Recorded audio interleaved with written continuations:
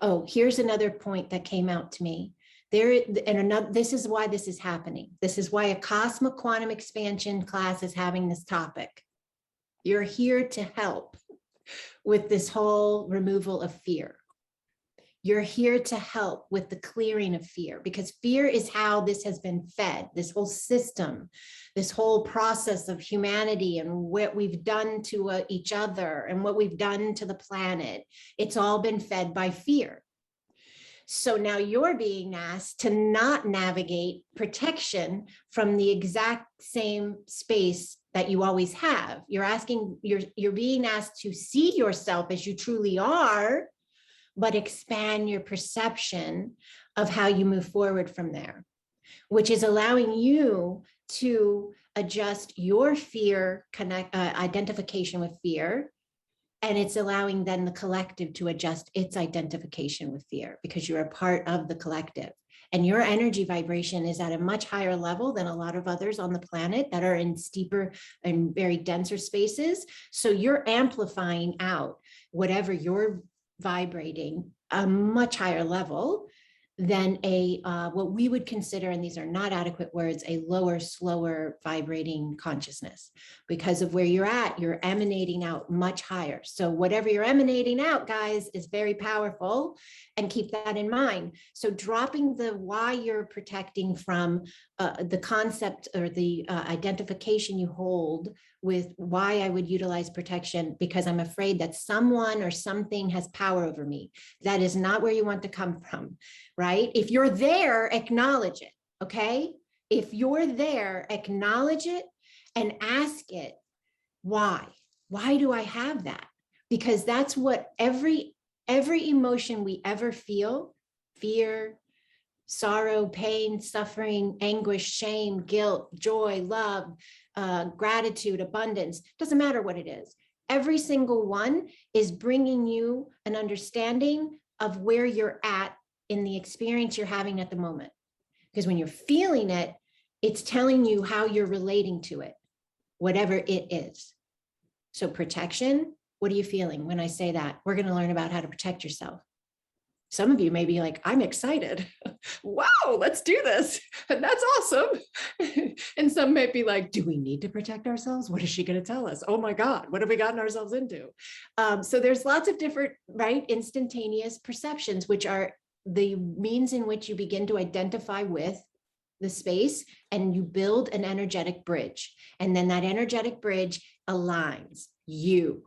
So be mindful of that bridge. What bridge are you establishing? What are you building? That's what I want you to do.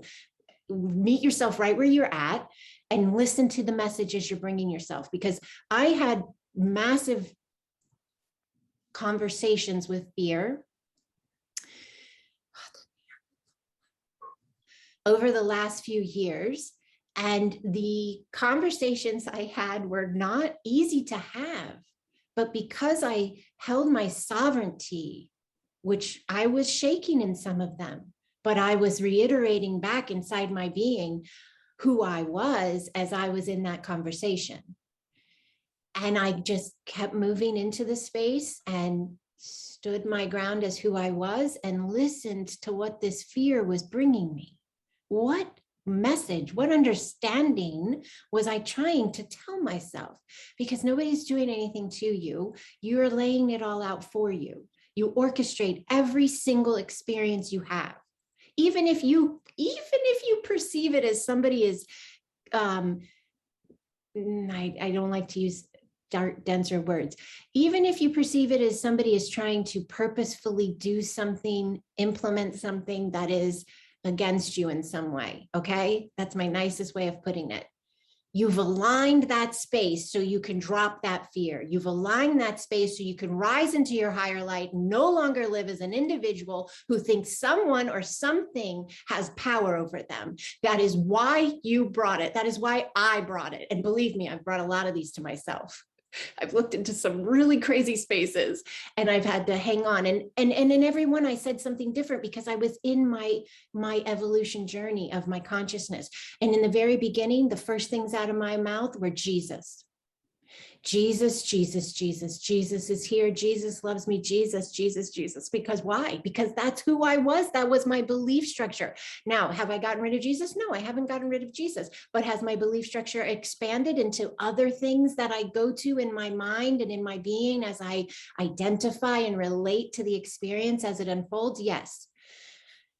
So I realized I had to allow myself to understand my own beliefs. I could not base it on any, like a world pattern or a cookie cutter thing, or like everything is always going to be this. I had to, because I was ever expanding, I had to, for my own good, learn to read who I was in every minute and meet myself right where I was, and then listen. Listen, why did it show up? What is it telling me?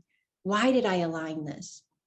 Never victim, never here we go again, never this is happening because of something outside of me, but owning it, really owning it and allowing myself to listen. Realizing very quickly, probably once I made the decision to not run away from fear anymore, which means like in the middle of the night, waking up some type of odd sensation, there's a presence in the room, and being my old reaction would have been move as far away from the edge of the bed as possible. And if I was warm, it doesn't matter, cover up even more because those blankets are going to save me. Yeah, right. I mean, you see the silliness in these faces, and God forbid a toe goes out the side because you know that's going to get ate off or clawed or something, right?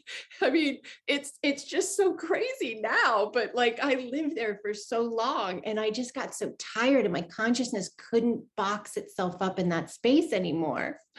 And so I had to start confronting. So confronting meant not putting the blanket over me. As simple as that the first time, right? Just a simple little break in the regular behavioral response. Purposefully pushing my foot out from underneath the blanket. I know that sounds so silly and small, but it was big for me.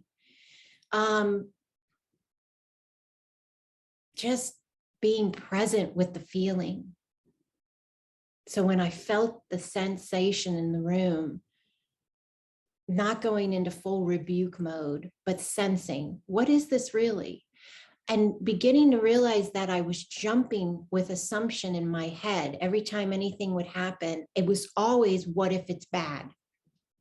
It was always, what if it's evil? It was always, what if it's here to harm me? It was never, ever, what if it's an angel? What if it's a star being? What if it's me from a higher now coming in to give me some grand understanding? It was never that in the beginning, right? But then my consciousness allowed me, because I listened, to know that it could be. And that if I stopped closing the door and slamming it with fear, that I might hear something new. I wasn't going to hear anything new if I kept doing what I'd always done, right? So I began to then push myself. And it didn't mean it was always easy, and it didn't mean that I didn't revert. Yes, there were moments, right? And especially when I would go out of body, because I can't move my mouth correctly. So my mouth, and many of you may understand this completely, and I've had sleep paralysis, and I've had beings next to me working on me, and I've had beings hovering over me. I've had plates of light put under me. I've had so many different experiences. And it didn't mean that as I went along, every single one gradually just got easier. No, there were slip backs. Yeah, there were. And they were moments where I was giving me, now I can say this, I was giving me the opportunity to solidify my sovereignty. There was nothing wrong. I didn't mess up.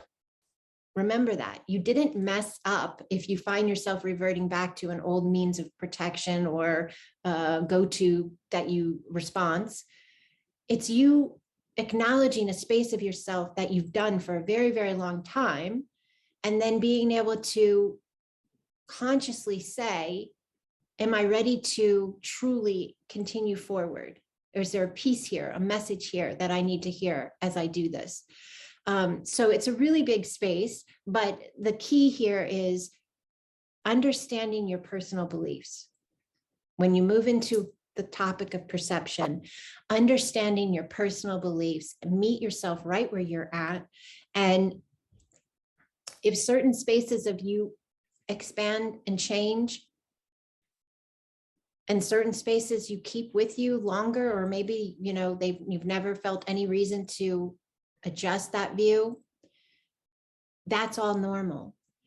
I will say this, and this is a mechanism I use. I'm not saying anybody else has to use it or that it's perfect or anything like that, but it works for me.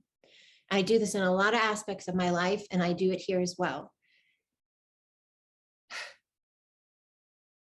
I see myself without the ability to use crystals or sage or oils or call on ascended masters or saviors or God figures or angels or star beings or any of that. I see myself as solo in a sense, but always in God, source, the one.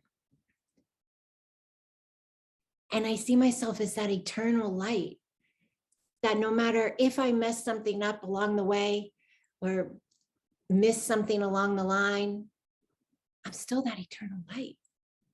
I'm still that eternal light. I'm good. I'm safe. I'm perfect. I'm whole in that eternal light. All of the rest of it is just experience. It's just experience. I'm always the eternal light.